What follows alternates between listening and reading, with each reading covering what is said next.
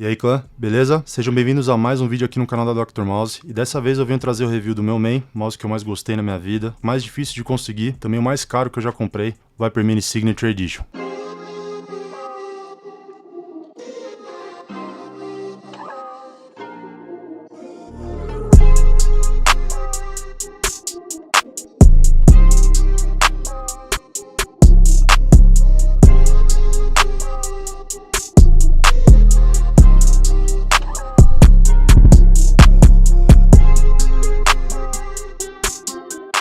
Rapaziada, a primeira coisa que eu tenho que falar sobre o Viper Mini SE é sobre a dificuldade de conseguir ele e o preço. Esse é um mouse vendido exclusivamente no site oficial da Razer pelo valor de $279. E ele também é vendido através de drops, assim como os Final Mouse. Então, infelizmente, os bots, os scalpers rapelam todo o estoque e depois vendem no eBay, no StockX por valores que variam de $450 a $550. Isso sem contar frete para o Brasil, nem imposto que a Receita com certeza vai te cobrar. Bora pro review. O Viper Mini SE é o segundo mouse de magnésio feito por uma marca grande no mercado, o primeiro sendo as várias gerações do Starlight 12. Mas a diferença na qualidade de construção, na integridade, na resistência do material do Viper Mini SE é infinitamente maior do que era no Starlight. O material, as laterais desse mouse tem uma resistência que eu nunca tinha visto antes em um mouse. Você pode fazer o quanto de força for aqui na lateral, tentar envergar, tentar torcer o mouse, ele não faz qualquer barulho, ele não enverga. Todos esses problemas eu tive no Starlight. Então eu posso dizer com toda a certeza do mundo que o Viper Mini SE tem a melhor construção que eu já vi em qualquer modelo de qualquer marca. A sua estrutura, que a Razer chama de exoesqueleto, é feita toda em magnésio, pelo menos a parte externa, com a parte de baixo, a base, sendo feita de plástico para que o sinal possa passar e chegar no receptor sem nenhuma perda, e algumas partes do mouse aqui dentro e também na lateral são feitas de plástico, mas a gente vai falar sobre isso daqui a pouco. Já a distribuição de peso do Viper Mini SE é muito equilibrada por toda a extensão do mouse. Ele não tomba nem para frente nem para trás e o peso também não está muito rebaixado, porque a estrutura dos cliques laterais é elevada e está aqui na parte de cima do mouse. O Viper Mini SE é um mouse de 49 gramas, tendo 119 mm de comprimento, por 62 de largura e 39 de altura. Então ele é um mouse feito para claw, relaxed claw em mãos pequenas, e o favorecimento da pegada claw aqui nesse mouse fica bem evidente por esse ângulo agressivo que a gente tem aqui da parte traseira até a parte central superior do mouse. Isso é justamente para você conseguir encostar essa parte traseira do mouse na parte traseira da mão, arquear os dedos e fazer assim o claw grip. Obviamente, para minha mão que é muito grande, eu tenho quase 21 centímetros de mão, eu tenho que arquear muito e fica bem desconfortável. Eu acho que claw nesse mouse aqui serve para mãos até 18,5 centímetros. Agora, se você tem uma mão maior do que isso, eu te recomendo utilizar a pegada Relaxed Claw, com o mouse encostado um pouquinho mais na lateral da mão aqui, ou a minha pegada, que é a que eu mais gosto e me dei muito bem com esse mouse, que é o Fingertip. Como ele é um mouse de 49 gramas, eu consigo ter bastante liberdade de movimento com o mouse dentro da mão, sem muito esforço, total liberdade de movimento vertical para fazer um tracking, para segurar um recoil. Então essa pegada me dá realmente muita liberdade e casou perfeitamente com esse mouse aqui.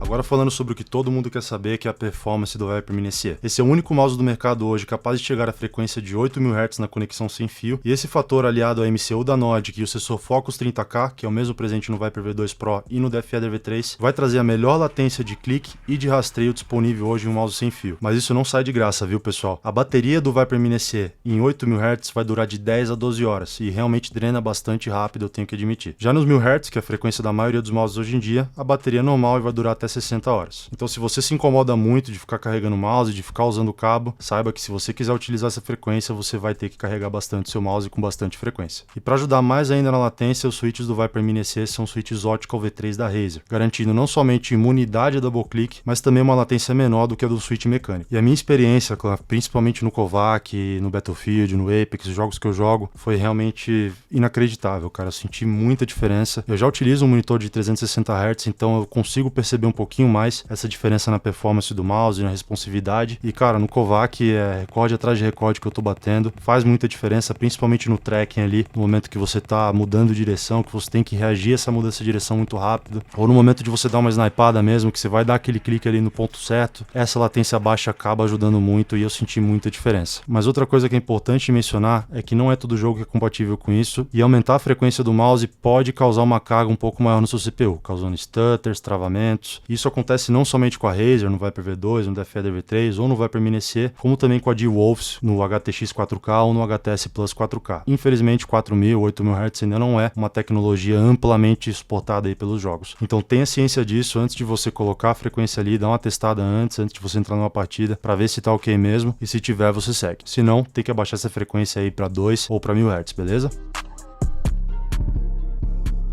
Então agora eu vou falar de um dos fatores mais importantes no mouse para mim, que é justamente o clique. Os cliques do Viper Mini SE eram uma grande preocupação minha, justamente por ser um mouse de magnésio. Eu tive bastante trauma com os Starlights, principalmente os da primeira geração. Cara, ou o clique ficava mole, ou tinha um pré-trevo, ou nos primeiros cliques ali ele ficava mais rígido, e eu sempre tive problema, e isso acontece porque eu clico muito forte. Eu tenho esse problema com o GPX, eu tive esse problema com o VAXI também. Nenhum desses mouses aguentou por muito tempo a força que eu coloco nos cliques ali. Alguns chegaram com um clique bom e foram piorando com o tempo, alguns demoraram 10 dias, outros 2 dias, como é o caso do Starlight aqui. Então o mouse, se ele não tiver um clique forte, um clique resistente, um clique firme comigo, eu não consigo ter uma experiência legal. E para minha surpresa, o Viper Mini SE tem um dos melhores cliques que eu já testei em toda a minha vida. E isso acontece porque a Razer, diferente da Final Mouse, decidiu por utilizar a estrutura superior aqui do botão, essa parte de cima onde você clica, ela é feita de magnésio. Mas só que a parte inferior aqui, realmente encosta no switch, ela é feita de plástico. E isso traz uma sensação do clique mais maleável, mais flexível e não tão dura quanto a do Starlight, por ele utilizar uma estrutura 100% de magnésio ali para o clique. E o resultado são cliques extremamente responsivos, que não parecem ser cliques óticos, que é outra característica desse mouse aqui. Cliques óticos geralmente são um pouquinho mais sem graça, eles têm um pouco menos de tatilidade, mas aqui na implementação do Viper Mini, até por ser de magnésio, a parte superior do botão, o clique ele tem um feedback mais tátil, ele tem um som um pouquinho mais agudo, e ele é um pouquinho mais pesado do que é, por exemplo, do Viper Mini, ou do Viper V2, ou até do DFE V3. Esses dois últimos eles utilizam o mesmo switch aqui do Viper Mini SE, só que esse mouse aqui ele vai ter um clique mais tátil, um pouquinho mais pesado, um pouquinho mais duro do que o Viper V2 ou do DFE. Então acho que foi uma grande decisão da Razer fazer essa estrutura, e a implementação do switch aqui, do clique em si, tá fantástica. Eu vou mostrar para vocês.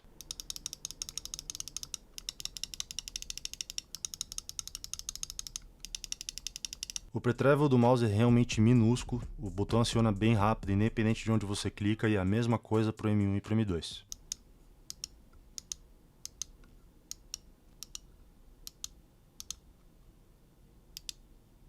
Já o post-travel existe, é um pouquinho significativo.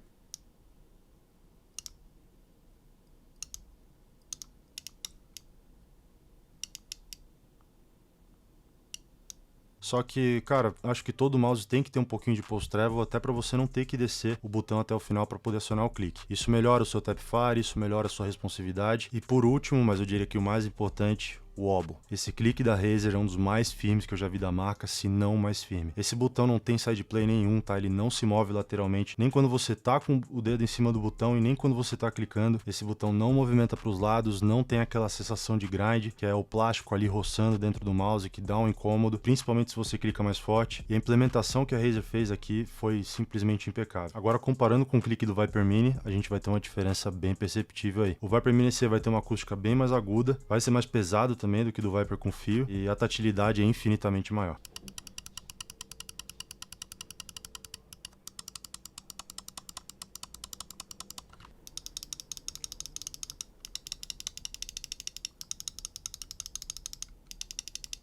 Dá para dizer que o Viper Mini SE tem a melhor implementação de um clique óptico, e inclusive a que mais parece com um clique mecânico. A tatilidade dele está bem parecida com a do Ruano Blue Shell Pink Dot. A única coisa do Viper Mini SE que eu posso dizer que não é incrível são os botões laterais. E quando eu digo incrível, eu quero comparar com o Lanzu, com o Sora, com o DFE V3, que tem botões laterais realmente muito bons, e a gente tem que comparar com eles justamente porque é o mouse mais caro do mundo, é o mais difícil de conseguir do mundo, e a gente tem que ser um pouquinho mais seletivo e um pouquinho mais rigoroso aqui quando a gente encontra uma coisa que não é do nível que a gente esperava. Os dois botões laterais têm muito pouco pré-travel e muito pouco post também, que não vale nem a pena ser mencionado sinceramente, eles são muito responsivos. O grande problema, que pode ser um problema para algumas pessoas, é a estabilidade do botão. Tanto antes de você clicar quanto depois de você clicar, ele tem um certo movimento lateral e pode acabar te incomodando. Não me incomoda, eu não uso tanto os laterais assim, e para mim eles estão bons o suficientes, mas não estão no nível de um Lanzu, de um Sora, ou até mesmo do DFE V3 da própria Razer. E uma coisa que eu acho que eles poderiam ter mantido do Viper Mini antigo é o design dos botões laterais. O Viper Mini com fio tem botões laterais mais pontudos e mais para fora do mouse, que acabam deixando eles um pouquinho mais fáceis de clicar quando você precisa.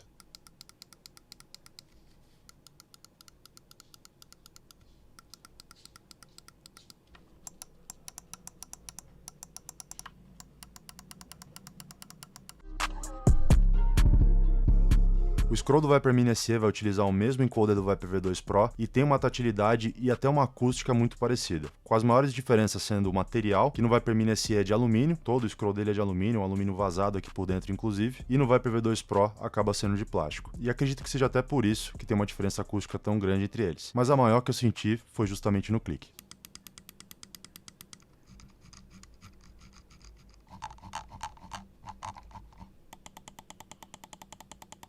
Então dá pra gente falar que o Viper Mini SE tem um scroll de tatilidade média, não senti nenhum problema aqui de pré-travel no clique, nem nada disso, é muito responsivo, e o barulho acaba sendo um pouquinho mais agudo do que é no Viper V2 Pro.